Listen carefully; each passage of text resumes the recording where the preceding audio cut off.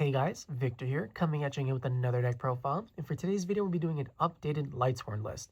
Now, compared to my last Lightsworn list, I have worked around with the ratios just a bit, mainly when it comes to like the Bystial lineup itself, just because I didn't want to place as heavy of a focus on that, even though they're obviously incredible cards, because they do match up really well into like the Yummy and Mitsurugi matchups, but the same cannot be said for matchups into K9 and Draco Tail. And so as a result, I have worked around with the ratios a bit, and I've opted to include a couple more cards that basically just allow us to play around with the graveyard a little bit more and essentially just have a little bit more of a flexible choice with the plays that we're able to make, right? So with that out of the way, let's jump right into it. As always, we're going to be starting off with the monster lineup first, and the first card we're going to be talking about is Lightsworn Dragonling, which we are going to be playing at 3. Now, when it comes to the modern Lightsworn deck, this is probably our most powerful asset, as if it hits the field and it's capable of resolving, the game is basically going to be wrapped up at that point, right? Because on special summon, it's able to send any Lightsworn card from the deck to the graveyard. So you can send Felis, you can send Wulf, you can send even something like a Weiss to bring back another Lightsworn monster, or if you happen to play it, something like Lightsworn Aegis, right, which provides you with like a not like an Omni Negate, but just like something that this deck normally wouldn't have available to it. But point is, this card just generates way too much advantage to the point where if it's resolving, your opponent is going to very much struggle to keep up. And that's not even to mention its other effects too, where it can literally special summon itself for free whenever you have a Lightsworn monster in the graveyard. And if this card goes to the graveyard, it searches your deck for any dragon monster with 3k attack, 2600 defense, which means that you can search out either JD or Punishment Dragon. So yeah, this card, like I said, if it resolves, the game is basically over at that point. And then to accompany our 3 Dragonlings, we're going to be playing 3 Weiss Lightsworn archfiend. So I guess if you can consider Dragonling like the bomb of the deck, you can consider this basically like the Swiss Army knife, because it just allows us to have as many flexible plays as possible, as even if you open it by itself, it still is at minimum going to be able to generate a DDD Wave High King Caesar, because it is a light fiend and can bridge us into the full Fiendsmith combo just literally on its own. But both of its effects are obviously phenomenal as well, right? As you can reveal this card in your hand, put back a Lightsworn card from your hand to the top of your deck, special summon it, and then mill 2, including the card you just put on top. So it's just a great way of unbreaking cards like Wulf and Felis from our hand, and then basically just having an instant level 8 synchro, rank 2, or rank 4 play. And then when this one happens to go from deck to grave, it's able to reborn any Lightsworn monster except for Weiss. So it literally just allows us to extend even further. So yeah, 3 Weiss, 3 Dragonling. Gotta play them in pure. And then that's it for the 3 ofs, and then for the 2 ofs, we're playing the 2 Wulf Lightsworn Beast, which comes back whenever it's milled, and the 2 Felis Lightsworn Archer, which also comes back when it's milled. However, as is always the case with Felis, it only comes back when it's milled by a monster effect, so if you happen to mill it with Charge of the Light Brigade, for example, it just won't trigger, which is fine. That's why we play 2, you know.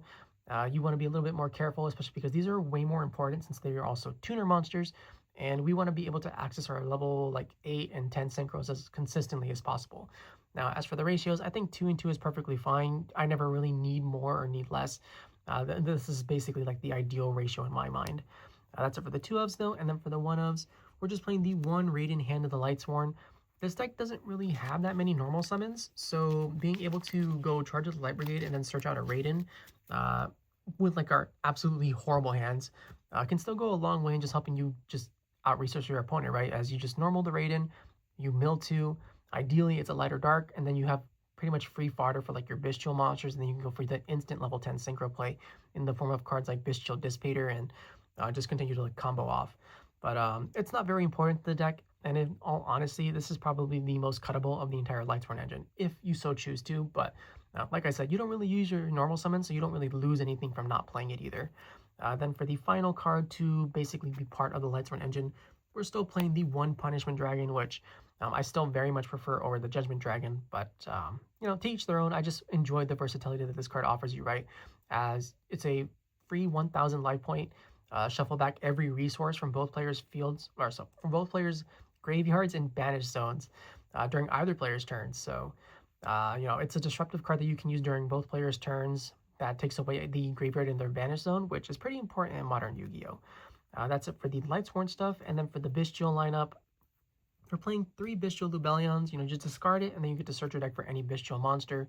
And when you have a level 6 or higher dragon monster, you can tribute that monster to special summon this card from the graveyard, and then when it's on the field, you're basically able to set up Branded Regain for even more grind game which does help out quite a bit. So yeah, this card, great. And then for the rest of the Bystial lineup, we're playing the 1 Bystial Magnamhut, the 1 Bystial Druiswurm, and the 2 Bystial Baldrakes. So I basically ended up cutting 1 Bystial Saronir and 1 Bystial Baldrake just because I felt like they weren't really needed all that much. And if you really want to, you can actually just end up cutting like 1 Bystial Baldrake and just playing the 4th Saronir as well. So that way you can have 4 different names available to you and make sure that your Bystials are basically going to be as live as often as possible. So, you know, just something to consider, but I very much just prefer this because I don't think Saronir is that good of a card. Then for the other monsters that we're going to be playing, we're playing our 2 Fiendsmith engravers. That's literally it when it comes to the Fiendsmith engine, and it's very easily accessible too. As like I said, you just normal summon or special summon Weiss, link it into Requiem, and then boom, full Fiendsmith combo. And you don't need to play Lacrima, you don't need to play Lurie, you don't need to play basically anything else besides like the spells and this in order to take full advantage of the Fiendsmith stuff. Then for other monsters that we're going to be playing, we have 1 Chaos Dragon Levianeer, which is just like another phenomenal boss monster. And ideally, we don't like open this up. We actually end up milling it at some point, and then we're able to add it back to our hand through the use of cards like Starliege seyfert. As all of its effects are really useful, but the one that we're trying to go for consistently is the hand rip, which requires 3 darks. But there are situations where we try to blow up the opponent's board or just reborn a monster from the graveyard. And then we have the Starliege seyfert here. Also, we're basically never summoning this. We want to use it for its graveyard effect, where we just banish it, and then we can add like any of our level 8 dragons. So we can add back Lubellion, Punishment, and Chaos Dragon Levianeer. We're playing the 1 Ringowurm, the Dragon Guarding the 100 Apples. This card is really cool because if at any point you decide to basically summon a level 8 or higher synchro, this card is going to be able to activate to banish itself at some point and then give you a free dragon level 2 tuner token, which you can use to go for cards like Hieratic Seal or for an easy level 10 synchro or whatever. And then if you do happen to be nibbed and this card is in your hand, it basically becomes a free extender because it can special summon itself when you control a face-up non-effect monster on the field, which you will because you have the token. So whether you're drawing it or you're opening it, it gives you a lot of extra plays that you normally wouldn't have access to.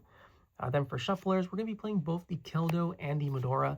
This deck mills a lot of cards and it's very easy to deck out. So having both of them allows us to have a little bit more flexibility with our plays, especially because that means that we can afford to burn one and keep the other one for like the follow-up turn. And then graveyard control is just extremely important in general, right? And so many different matchups to try and cut off the opponent's resources. So yeah. Then for other one-ofs, we're playing the 1 Performage Trick Clown. It's literally just a free level 4 body that lets you go into rank 4 plays, like the Evil Swarm Excited Knight for the full Fiendsmith combo. Or if you just want to generate advantage, you can also go for things like number 62 Garrus the Timeless. But it's just like a good generic card that will always come back to the field at least once per turn. We are going to be playing 1 Blackwing Zephyros the Elite. This card is probably the biggest brick in the deck, if I'm being honest, because you never really want to normal summon it. You always want to mill it. But it does provide the deck with a lot of really cute plays where you can bounce back, say, like a Punishment Dragon, right? And then just bring out the Punishment Dragon immediately again and have yourself with 2 free bodies instead of 1. And all it costs is 400 life points, which basically doesn't matter in Modern Yu-Gi-Oh, right? So yeah, 1 Zephyros, cool card, but it's definitely like the biggest liability. And then lastly, we have the 1 Glow Bulb, as it's literally just a monster that comes back and mills a card, which great for Lightsworns and just great for putting bodies on the field to allow us to link climb even easier. And with that, that's the monster lineup, and now we can finally move on to the spell and trap portion of the list. Now that we're on the spell and traps, the first card we're going to be talking about is Charge of the Light Brigade, which we are of course going to be playing at 3, as it's pretty much the main and only searcher in the deck. As you just activate it, you get to mill 3 cards, and then you get to search your deck for any Lightsworn monster. Really simple stuff, really straightforward, and if your opponent is dumb enough to ash it, you still mill 3 because it's part of the cost. So yeah, great card. Then to accompany our 3 Charge of the Light Brigades, we're going to be playing 3 Forbidden Droplets. You probably noticed I don't play hand traps in this list just because I feel like they don't really mesh all that well. And as a result, we still need something to be able to help us whenever we go second, right? And Forbidden Droplet's probably the best card to do it, as we just activate it, we send any number of cards from our hand or field to the graveyard, and then we negate our opponent's monsters' effects. So we get the effect to negate our opponent's monsters, and then as an added bonus, we get to put cards that we don't really want into our graveyard, right? So Glow Bulb, Trick Clown, Zephyros, fodder for our bestial monsters, or even just sending like a Lightsworn card, like a Wulf, right? Putting it in the graveyard and being able to set up our Lightsworn Dragonling to be able to try and special summon itself and resolve just goes a long way in helping you out in winning the game.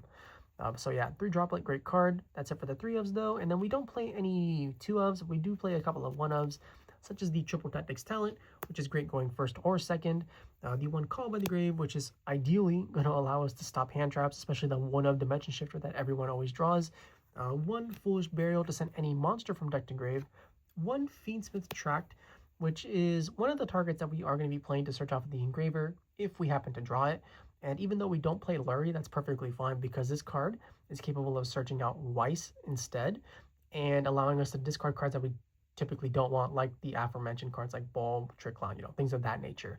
So it's essentially like a 4th copy of Charge of the Light Brigade because it's always going to be searching out Weiss and ensuring that we can actually do plays with our Lightsworn monsters. But if you don't want to search out Fiendsmith Tract, that's perfectly fine because we're also going to be playing Fiendsmith Sanct, which is literally just Hornet drones, but for Fiendsmith. And it still very much gives you full combo into the Fiendsmith engine, and it's perfectly fine as is. And then lastly, for the final spell, we're going to be playing 1 Branded Regain so that we could have that infinite grind game and protection from cards like Nibiru that Branded Regain provides us with, right? As whenever a light or dark gets banished, you can put it to the bottom of the deck and then draw a card for free. And when your opponent decides to normal or special summon, you get a reborn for any of your Bystial monsters in the graveyard. So what's not to love? And with that, that's the spell lineup. We don't play any traps. And as for like the main deck total, it's going to be 40 cards like always. So with that, we can finally move on to the extra deck. Now that we're on the extra deck, we're going to be starting off with the Link monsters first. And the first card we're going to be talking about is Fiendsmith Requiem, which is literally just there so that we can bridge any Weiss into full Fiendsmith combo on its own. Then we're playing the 1 IP Masquerena, which allows us to go into the SP Little Knight in order to just banish a card on command and then just be like a general nuisance the moment it hits the field as well. We're playing 1 Hieratic Seal of the Heavenly Spheres, mainly because there's so many dragons in this deck, and even if your hand is like subpar, as long as you can get access to this, you can sometimes just straight up steal games because this card is just so ignorant with what it's able to do, right? As it just bounces a card back to the hand, and sometimes that's just enough to win. And then when it's tributed, you can special summon a dragon from the deck as well. So, yeah, pretty cool card. And then for the final Link monster, we're playing the 1 Starliege Skuldred. This deck floods the field with monsters, so just having something that we can use to clean all those guys up, and then further the engine as we can draw 4, put 3 bad cards at the bottom of the deck, and then we can also special summon monsters from our hand, boost our guys whenever something gets summoned to the zone it points to. But and then lastly, once we're done with the Starliege, we typically just link it off into the Hieratic Seal. So yeah, it's just the card phenomenal for what it provides to the deck. That's it for the links though, and then for the exceeds, we're gonna be playing 1 number 41 Baguska, the Terribly Tiger Tapir, as this is basically our ultimate backup plan, right? For when we get bombarded by hand traps or a droll just completely demolishes us or whatever. So ideally, you make this and then your opponent just can't push through it. I mean, they probably will, but hopefully they can't. Then we're playing 1 number 62 Years the Timeless. We don't care about the boost effect, but what we do care about are the draw 2, discard 1, or the reborn effect. As the reborn effect allows us to bring back cards like Lightsworn Dragonling, especially if we haven't used them yet, and then proceed to basically go full combo after this card resolves. So yeah, kind of cool card. And then for the final link 4, we're playing 1 Evilswarm Excited Knight, which is basically just there to allow us to bridge into the Fiendsmith engine even more easily. And one of the main reasons why we decided to play cards like Performage, Trick Clown, right? That's it for the rank 4s. For the rank 6s, we have 1 DDD Wave High King Caesar to provide us with double Solemn Warnings, and the 1 Pilgrim Reaper for the chance that maybe you just want to mill 5 cards from both players' decks, because sometimes you just need that one little extra mill to be able to go for game, right?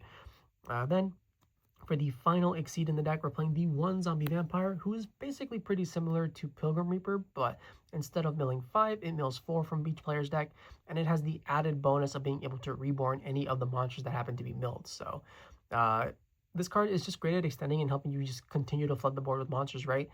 And it's very easy to be able to hit cards like your Wulf and Felis off of this.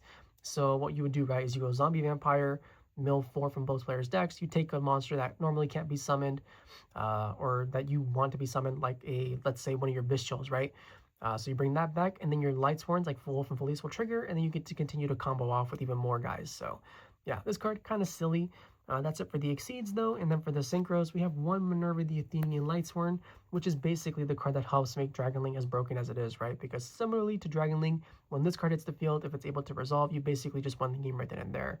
As you're pretty much always going to be using 2 Lightsworn monsters to make this, which means that you get to send up to 2 Lightsworn monsters with different types from your deck to the graveyard. And then from there, you have a free link 2, rank 4, level 8, synchro play, whatever.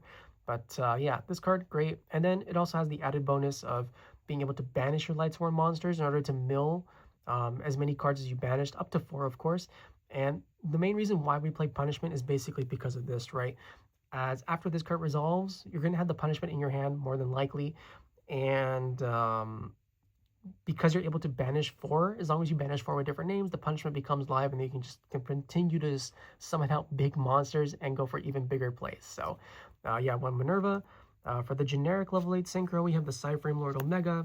It has 3 very solid effects, right? It rips your opponent's hand, it recycles banished monsters by putting them back into the graveyard during the opponent's standby phase, and if it's in the grave, it can shuffle itself, plus like any other card in any graveyard back into the deck. So yeah, card's great.